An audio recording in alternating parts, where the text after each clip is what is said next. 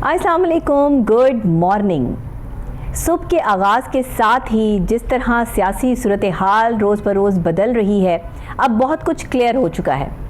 और इस सारी क्लियरेंस में एक चीज़ तो बहुत ही वाज़े हो चुकी है, और वो ये है कि पंजाब की वज़ारत आला यानी कि पंजाब के सीएम जो हैं वो तब्दील हो गए हैं। सरदार उस्मान बुज़दार साहब ने जो है वो इस्तीफ़ा पेश कर दिया है वज़ीर आज़म पाकिस्तान जनाब इमरान खान साहब को, और रात से ही ये ख़बर जो है वो ऑन है कि अब नए वज़ीर आला पंजाब जो है वो चौधरी परवेज़ इलाही साहब होंगे। अपोजिशन को मिल गया एक और सरप्राइज़, क्योंकि अपोजिशन ये समझती थी कि काफ लीग जो है वो हुकूमत के साथ नहीं खड़ी होगी, बल्कि वो भी अपोजिशन का साथ देगी।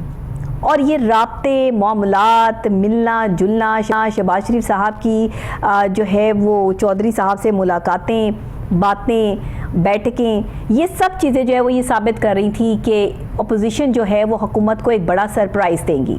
लेकिन हुआ कुछ उल्ट ही, और हुआ ये कि एक और सरप्राइज़ मिल गया अपोजिशन को कि काफ लीग जैसी हिमायती जमात जो कि हमेशा से हुकूमत के साथ खड़ी है, लेकिन जाहिर है कि जो हिमायती होते हैं उनके अपने भी मुफादात होते हैं, उनके अपने भी मामलात होते हैं, वो अपनी भी बात मनवाने के हवाले से जो है वो ऑन एंड ऑन होते हैं। तो इस दफ़ा काफ लीग ने अपनी बात मनवा ली है और वज़ीर आला की जो सीट है वो सरदार उस्मान बुज़दार साहब से छिन चुकी है, और ये जाके मिली है चौधरी परवेज़ इलाही साहब को, जो कि ऐसा वो काफ़ी अरसे से चाहते थे, लेकिन हुकूमत इस पे आमादा नहीं थी।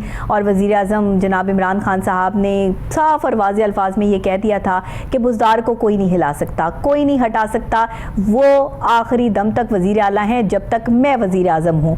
तो अब क्या दूसरी तरफ वज़ीर आज़म जनाब इमरान खान साहब ने इस वक्त ख़ुद को बचाने के लिए वज़ीर आला पंजाब सरदार उस्मान बुज़दार साहब से जो है वो इस्तीफ़ा लिया, या क्या वजूहात हुई, ये तो सब जानते हैं। इस पर तो तबसरा करने की कोई ख़ास ज़रूरत यहाँ पे मौजूद नहीं है। लेकिन अपोजिशन को धचका ज़रूर लगा है, क्योंकि अपोजिशन इस वक्त ये समझ रही थी कि काफ लीग भरपूर तरीके से हिमायती है अपोजिशन की।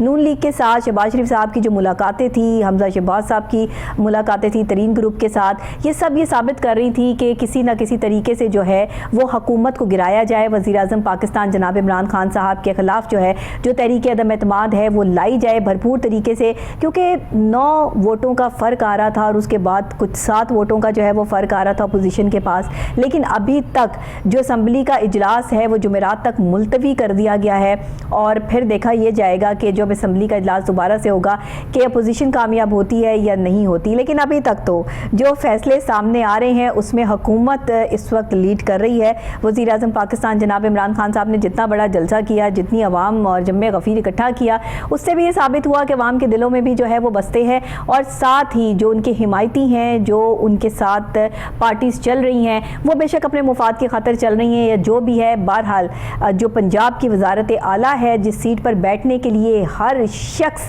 चाहता है कि मैं वज़ीर आला पंजाब बन जाऊँ, क्योंकि ये इतना आसान काम नहीं है, उस पर एक अनजाना सा शख्स आया, बैठा, और फिर जो है वो ये सिलसिला चला जिसका नाम सरदार उस्मान बुज़दार, और फिर जो है वो उन्होंने पंजाब में हुकूमत संभाली। लेकिन शुरू ही दिन से उन्हें लोग पसंद नहीं करते थे, लोग उनके ख़िलाफ़ ही थे, और उनके ख़िलाफ़ जो एक तहरीक चली उसमें अपोजिशन के हवाले से जो है वो, अगर अपोजिशन ने भी उनको हटाने की कोशिश की तो भी एक अलग सी बात, लेकिन क्योंकि काफ लीग शुरू से यही चाहती थी तो अब काफ लीग को जो है वो सीट मिल गई है।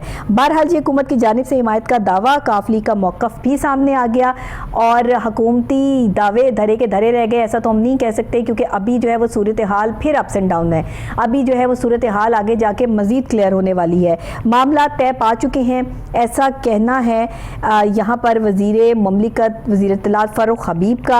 वो कहते हैं कि तहरीक अदम एतमाद नाकाम हो चुकी है, ऐसा उन्होंने समाजी राब्ते की जो वेबसाइट है ट्विटर उस पर लिखा, और कहा कि अपोजिशन को मुंह की खानी पड़ी है, और बार बार हम अपोजिशन को ये कह रहे हैं कि हमारे हिमायती हमारे साथ हैं। अच्छा जी, इस पे बात करने के लिए हमें सीनियर एनालिस्ट ख़ावर नईम हाशमी साहब ने ज्वाइन किया है, जिन्होंने 30 साल से भी ज़्यादा का अरसा जो है वो अपनी सहाफ़त को दी। वो बेहतर बता सकते हैं कि हर दौर देखा है, यहाँ पर जो है वो पीपल्स पार्टी का दौर हो, नून लीग का दौर हो, और अब तहरीक इंसाफ का दौर हो, या उससे पहले के दौर हो, सारे दौर जो है वो ख़ावर साहब ने देखे हैं। उनसे ही पूछते हैं। अस्सलाम वालेकुम ख़ावर साहब, बहुत शुक्रिया आपने हमें ज्वाइन किया। जी वालेकुम सलाम। जी अच्छा बताइएगा कि आप सूरत हाल ये है कि पंजाब की वजारत आला तो उस्मान बुज़दार साहब से छीन ली गई है, ले ली गई है, इस्तीफ़ा उन्होंने पेश कर दिया है और अब चौधरी परवेज़ इलाही जो है वो नए वज़ीर आला पंजाब जो है वो नामजद हो भी चुके हैं। आप क्या कहते हैं इस पर? कल तक तो जब जलसा किया इन्होंने इमरान खान साहब ने, बहुत बड़ा जलसा था। जी बिल्कुल। लेकिन इतने बड़े जलसे के बावजूद वो शिकस्त खुर्दा खिलाड़ी लग रहे थे। लेकिन आज ये जो परवेज इलाही को पंजाब का वजीर आला नामजद किया गया है जी, उसके बाद वजीर आजम संभले नजर आ रहे हैं। सही।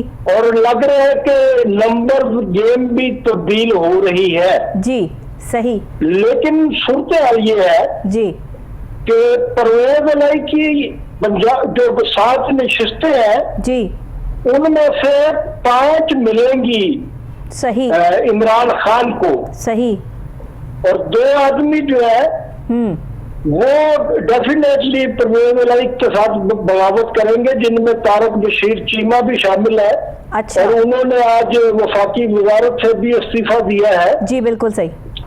और दूसरी प्रॉब्लम ये आई है हुकूमत को जी कि बात ने, बलूचिस्तान अवामी पार्टी ने वजीर आजम का साथ छोड़ा है। सही सही। बात के सही। 5 कौमी असम्बली के अरकान है जी, इनमें से 4 जो है वो वजीर आजम के खिलाफ वोट जाएंगे। सही बिल्कुल ठीक। अब नंबर गेम को देखा जाए जी तो इस वक्त बज़ाहिर तो हमें 166 मेंबर जो है वो नजर आ रहे हैं अपोजिशन के पास, जबकि उनको जरूरत है 172 की। बिल्कुल ठीक। और एमपीएम को भी मिला लिया गया है हुकूमत की तरफ से। और उनको उनका जरीना मुतालबा था कि पोर्ट्स एंड शिपिंग की वजारत भी एमपीएम को दे दी जाए।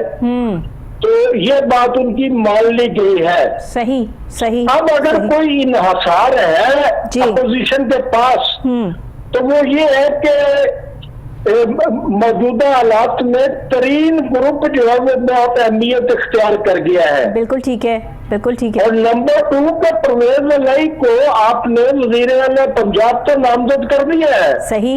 लेकिन इस नामजदगी के तइद जो है वो असेंबली ने करनी है।